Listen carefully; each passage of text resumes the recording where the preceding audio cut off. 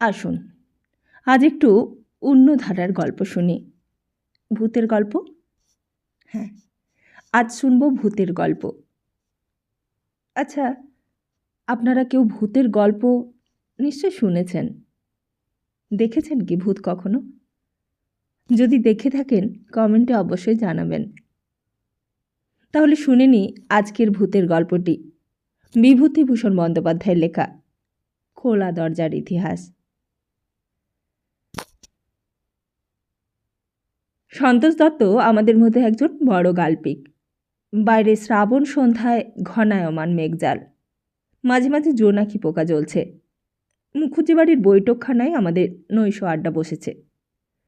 না না, ওসব কিছু না, শুধু চা আর আছে গরম মুড়ি, কচি শশা, নারকেলের কুচি।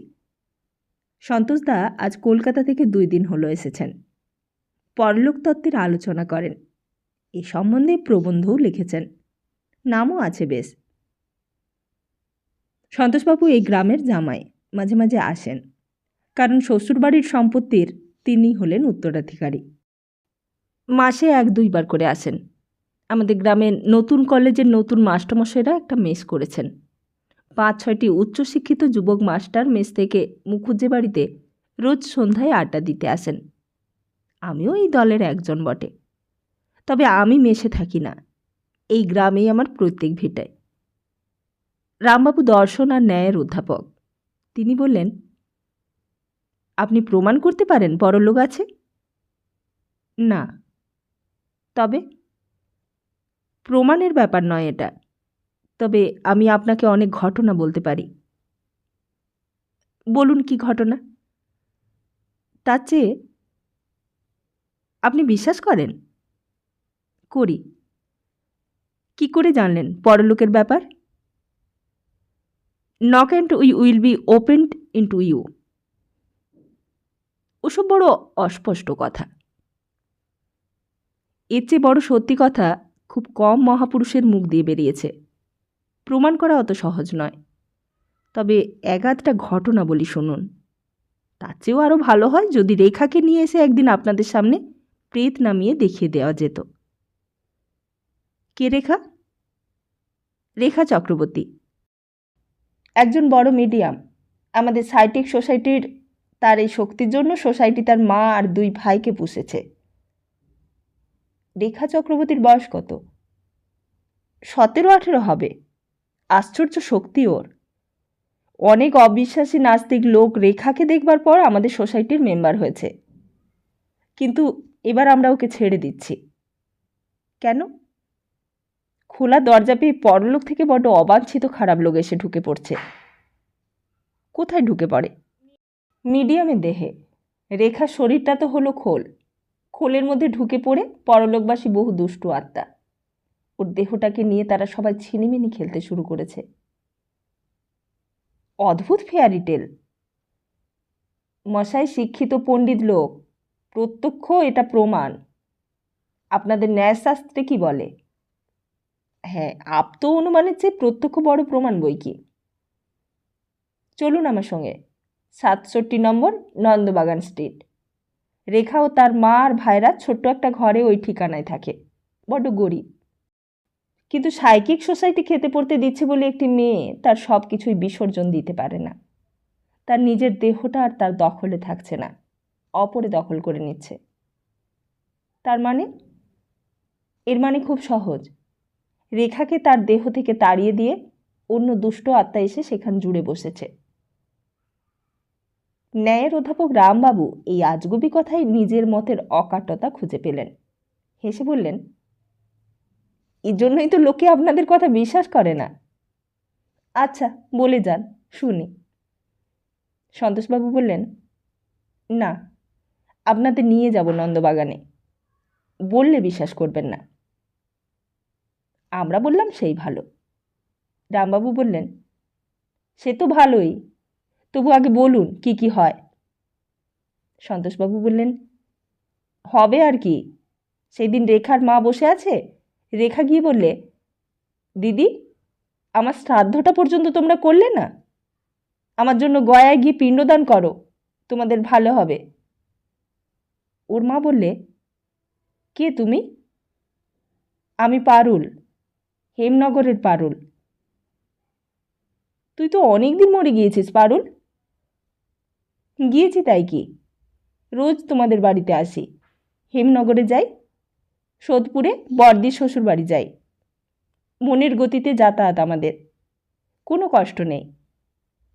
কিন্তু ওপরে উঠতে পারি না, পৃথিবী যেন টেনে রেখেছে। পিণ্ডদান করলে পৃথিবীর বন্ধন কাটিয়ে চলে যাব। আমি চলি দিদি। একটা হিন্দুস্থানি মেয়ে রেখার দেহে ঢুকবে বলে ঘুরঘুর করছিল, আমি তাকে তাড়িয়ে দিয়েছি। কে সে? বস্তিতে আসতো, চরিত্র ভালো ছিল না, আত্মহত্যা করেছিল কি জন্য, এখন কষ্ট পাচ্ছে। এইখানে দার্শনিক রামবাবু প্রশ্ন করলেন। দাঁড়ান মশাই, একটা মস্ত বড় ফাঁক রয়ে গেল। চরিত্র ভালো ছিল না, এই কথার মানে কি? কোন স্ট্যান্ডার্ডে পরলোকে চরিত্রের সুকু নির্ধারিত হয়ে থাকে, এইটার উত্তর চাই। সন্তোষ দত্ত বললেন, নিজের মনই পরলোকের নিজের বিচারক হয়, কেউ বাইরে থেকে কিছুই করে না। হুইল ইজ দ্য কি, পরলোকের একটি মস্ত বড় সত্য। কিন্তু এইসব তত্ত্বকথা থাক, গল্পটা বলি। রেখার মধ্যে মাঝে মাঝে দুষ্ট আত্মারা ঢুকে পড়ে। তারা কখনো হিন্দিতে, উড়িয়াতে, বাংলাতে গাল দেয়, কারণ সব জাতির আত্মাই তার মধ্যে আছে। সেদিন একটি ফিরিঙ্গি মেয়ে ওর দেহে অনেকক্ষণ অধিকার করে রাখলে। তার বাড়ি ছিল নাকি পার্ক সার্কাসে। রেখা কোনো কালে ইংরেজি জানে না, অথচ গড়গড় করে ইংরেজি বলছে। রামবাবু অবিশ্বাসের সুরে বললেন, আপনি নিজে শুনেছেন? নিশ্চয়ই, না শুনলে বলি। আর শুধু তাই নয়, অনর্গল উড়িয়া বলতে শুনেছি রেখাকে। কিন্তু এসবের চেয়েও আশ্চর্য এবং খুব খারাপ হলো পরলোক থেকে নিম্ন শ্রেণীর দুষ্ট আত্মা আসতে। তারা এসে কি করে? নানা রকম উপদ্রব করে। ওর দেহটাকে নিয়ে হয়তোবা ধুলোয় ফেলে, হয়তোবা রোদে কষ্ট দেয়। একবার রেখাকে আগুনে পোড়াতে গিয়েছিল। আবার ভূলোকের নিম্ন শ্রেণীর প্রাণীরও আবির্ভাব হয়, তাদের অবশ্য নাম জানি না। ইংরেজিতে যাদের বলে এলিমেন্টাল। এরা ভয়ানক হিংস্র এবং মানুষের ক্ষতি করার জন্য সব সময় উন্মুখ। তবে এরা কিছু করতে পারে না, স্থূল জগতে এদের দেহ অদৃশ্য। পৃথিবীর কোনো পদার্থ এদের স্পর্শ করার কোনো ক্ষমতা নেই। বেশ আজগুবি গল্প হলো আজ বৃষ্টির দিন। আমার সঙ্গে যাবেন নন্দবাগানে? যেতেই পারি। প্রত্যক্ষ দেখুন না, দোষ কি? না, কিছুই দোষ নেই। কালই চলুন, বাসে করে যাই। এইভাবে শ্রীযুক্ত রামলাল চক্রবর্তী MA PhD দর্শনের অধ্যাপক তার মরণের পথে অগ্রসর হয়েছিলেন। সংবাদপত্রে যেটা বেরিয়েছিল সেটা সর্বৈব মিথ্যা। ময়নাতদন্তে আদালতের বিবরণও কাল্পনিক। রেখা চক্রবর্তী খুব ভালো চরিত্রের মেয়ে। মুখুজ্জে বাড়ি ছিল বসিরহাট ট্যাটরায়। পূর্বোক্ত আড্ডার দিনের ঠিক 9 দিন পর জন্মাষ্টমীর ছুটির সন্ধ্যার বেলায় রামবাবুকে নিয়ে আমরা কজন নন্দবাগান স্ট্রিটে রেখাদের বাড়ি গেলাম। রেখাদের বাড়িতে এতদিন যা ঘটনা ঘটে গেল, প্রেততত্ত্ব চর্চার ইতিহাসে এরকম ঘটনা আর কোথাও ঘটেছে বলে আমার জানা নেই। রেখাদের বাড়িটার একটু বিবরণ দেয়া যাক। একটা পাশের দরজা দিয়ে ওদের বাড়ি ঢুকেই সামনে একটা রোয়াক। রোয়াকের সামনে দুখানা দক্ষিণীমুখী বড় ঘর, পেছনে একটা ছোট ঘর। ছোট ঘরের পেছনে ছোট একটা বারান্দা। আগে এখানে বোধহয় রান্না হতো, উনুন পাতা আছে। বর্তমানে এখানে কয়েকটি ফুলের টব আর রেখা ছোট ভাইয়ের একখানা ট্রাইসাইকেল থাকে। এই গেল বাড়ির কথা। আর ওই ছোট্ট ঘরের অবস্থান ও পেছনের বারান্দাটার কথা মনে রাখতে হবে ঘটনার পরবর্তী অধ্যায়ে। সংক্ষেপে বলাই ভালো, ফিনিয়ে লাভ নেই। রেখা আমাদের চা এনে দিল। সন্তোষবাবু বললে, আজ আমাদের বন্ধু রামলাল চক্রবর্তী এখানে এসেছেন, ওকে একটু দেখাতে হবে। রেখা মেয়েটি শ্যামবর্ণা, একহারা, বেশ সুশ্রী। গলার সুর বীণার ঝংকারের মতো মিষ্টি। বড় বড় চোখ, আর চোখের দৃষ্টি অতি নিরীহ, যেন বোবার মতো। ও সুশ্রিতার অনেকটাই ব্যাঘাত করেছে এই নির্বোধের মতো চোখের দৃষ্টির দরুন। রেখা বললে, আজ কদিন থেকেই ভয়ানক অত্যাচার আরম্ভ করেছে একটা কেউ। মানুষ কি জানো আর বুঝতে পারছি না। আজও বোধহয় আসবে। আমার বড্ড ভয় করে। সন্ধ্যার পর রেখার মা আমাদের নিয়ে গেলেন সেই ছোট্ট ঘরটাতে। ধুনো দেয়া হলো ঘরে, ফুল দিয়ে সাজানো হলো। আমরা সবাই গিয়ে একটা টেবিলের চারপাশে বসলাম। ঘর অন্ধকার করা হলো। রেখার মা বললেন, বাবা, একখানা রেকর্ড দাও। গ্রামোফোনে একটা সানাই বাজনার রেকর্ড দেওয়া হলো। একটা ক্ষীণ সুর শোনা গেল ঘরের কোণ থেকে। কি যেন কি বলছে। সন্তোষবাবু বললে, কে? ক্ষীণ সুর মেয়েলি কণ্ঠের বললে, আজ আপনারা রেখাকে সার্কেলে বসতে দেবেন না। কেন? আপনি কে? আমি রেখার পিসি নীরদবালা। আজও শরীরটা তত ভালো নেই। অনেকগুলো বাজে লোক অপেক্ষা করছে ওর দেহের মধ্যে প্রবেশ করবার জন্যে। এখনও আছেন নাকি? আর কোনো শব্দ শোনা গেল না। খানিকটা সময় কেটে গেল। অন্ধকারে যেন ঘরের বাতাস ভারী হয়ে উঠেছে। রেখা চক্রবর্তীর কোনো সাড়া শব্দ নেই, মাঝে মাঝে ওর নাক ডাকার শব্দ ছাড়া। কিছুক্ষণ পর নিদ্রিতা রেখার মুখ দিয়ে আবার কি একজন গম্ভীর সুরে বললে, মালতী, ও মালতী। সন্তোষবাবু বললেন, কে আপনি? মালতী আজ এখানে আসেনি। আমি তার স্বামী। এলে বলবেন তার খোঁজ করেছি। আজ মিডিয়ামকে উঠিয়ে দিন। আজ বড় বিপদ। কেন? রেখা আবার ঘুমিয়ে পড়ল। আর কোনো কথাই তার মুখ দিয়ে বেরোলো না। রাত ক্রমে বেশি হলো, আর কেউই আসে না। আধা ঘন্টা কেটে গেল। আমরা ভাবছি আজ এই পর্যন্তই থাক। হঠাৎ পেছনের ছোট্ট ঘরটাতে একটা কি শব্দ শোনা গেল। খুব চাপা কি একটা শব্দ। ঘরের বাতাস আবার ভারী ঠান্ডা হয়ে উঠল। প্রত্যেকবার পরলোকের কোনো মানুষ আসবার সময় ঘরের বাতাস নাকি এমন ঠান্ডা হয়। সন্তোষ দত্ত মানলে না। এইবার যে ঘটনাটি ঘটল তা আমার দিক থেকে বলি। সেই অন্ধকারে অন্য লোকের কি হচ্ছে তা জানবার উপায় ছিল না আমার।